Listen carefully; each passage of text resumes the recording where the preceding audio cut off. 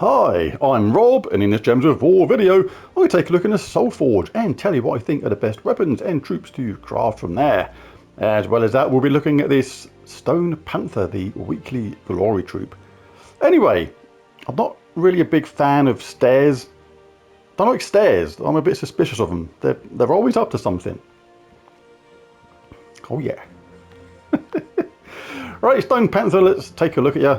Does damage to an enemy boosted by brown allies, then creates 3 good gargoyle gems.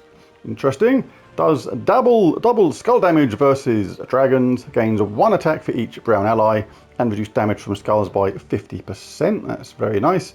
Obviously the double skull damage is only effective against dragons, so a little bit limited there, but if you're in that situation, could be good. Let's take a look at the spell then. Right, so first of all, a bit of a strange troop, because to get the most out of it, you are somewhat restricted by the type of team you put together. First of all, to get that damage boost to the maximum, you need to have all brown allies, including the hero, in your team. And you also need one of those allies to explode gems, for example, because when you create those 3 good gargoyle gems, they can't be matched, they have to be destroyed or exploded, and so you need an exploder in your team or something like that, something that's going to benefit from those picking up those gargoyle gems, because if you don't, the enemy might, and they will actually work against you in the end.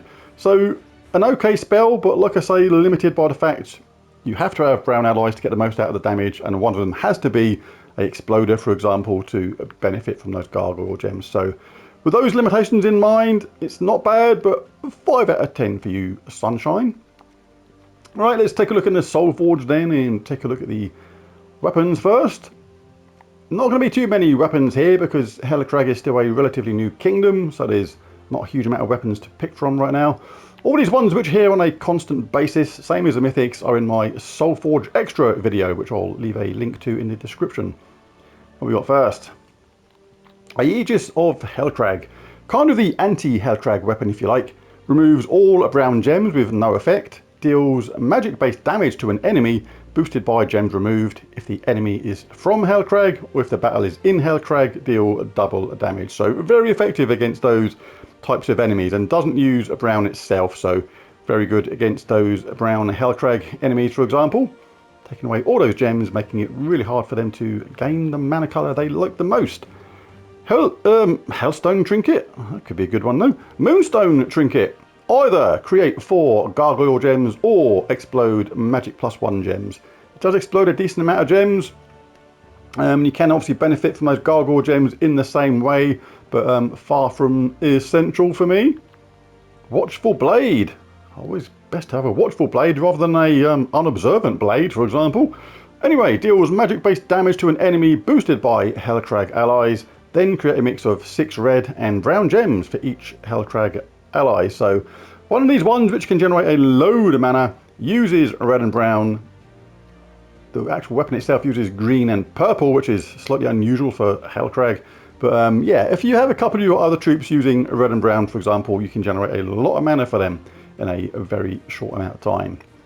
Stone Seeker. Does damage to an enemy boosted by all brown allies and construct allies. So very simple damage-based weapon there, nothing fantastic about it either.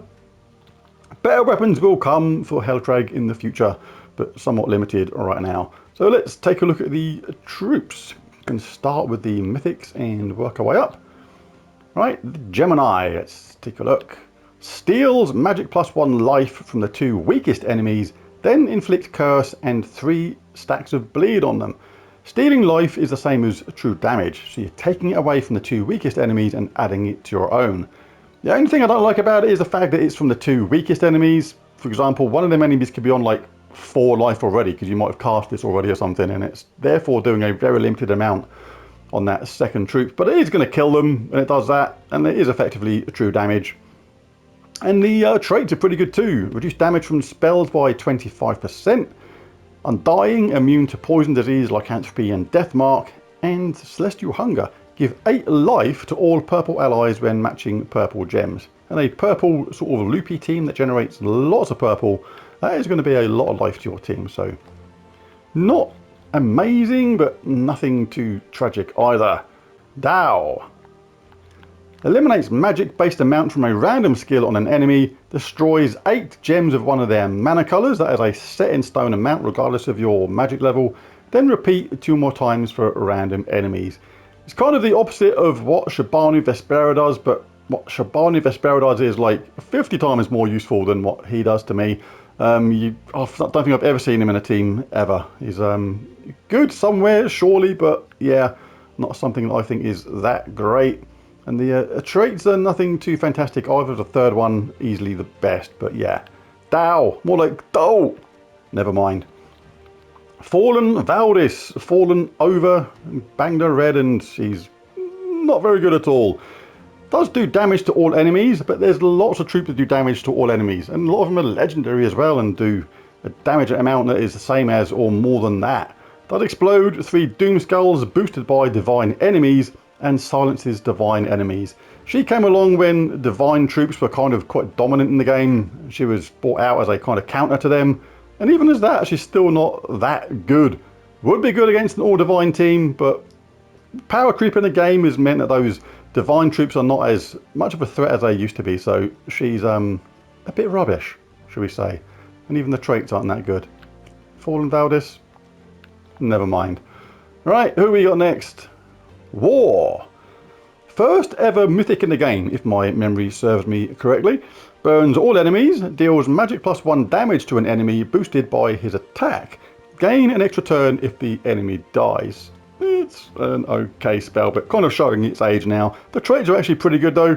50% chance to ignore armor with skull damage, making it effectively true damage. Infernal armor reflect 25% of skull damage, and aspect of war gain 3 attack at the start of each turn. So, yeah, was good at his time, but kind of showing his age now. Queen Isabel actually pairs quite well with Queen Isabel. She does damage to the first enemy equal to an ally's attack, so with war gaining attack every turn, that would be pretty good, and his basic attack is quite high too. Then give magic +1 attack and armor to them, and then give 3 to 8 mana to all allies other than myself. So that would boost up war's attack even more, increasing the chance of getting that extra turn. But yeah, that's the mythics. Queen Isabel, we've just gone over. Leviathan dispels all enemies and deals damage to them, boosted by blue gems, and knock the first enemy to last position. Not too bad at all. Taloka does scatter damage, and if there's a storm, deal a triple damage. It's very easy to force a storm on this by something like Stormcaller class, where you're going to have a storm pretty much constantly. And Matron Dragatani.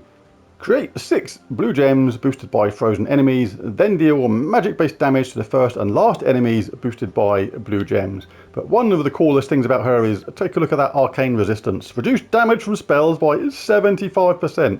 That is a whopping great amount. Very, very good indeed. So there we go. That is the troops for this week. Nothing fantastic about any of them. But who gets my Mythic of the Week? So we got the Gemini, Dow, Fallen Valdis, and War to pick from. Wow, what a sorry bunch this is all round. But he can't go to war. He's too old. He's been superseded by better troops. Fallen Valdis is still rubbish, whichever way you look at it. Dow, go.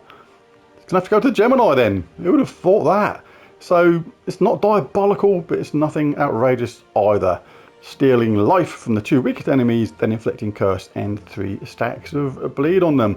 Well, that is the Soulforge video for today. I'll be back later on with my Wild Event video and more too. So there it is. If you enjoyed it, found it useful or helpful, be really cool if you bash that like and subscribe button. It really does help. But most of all, thanks for watching. I'll catch you again next time. Bye for now.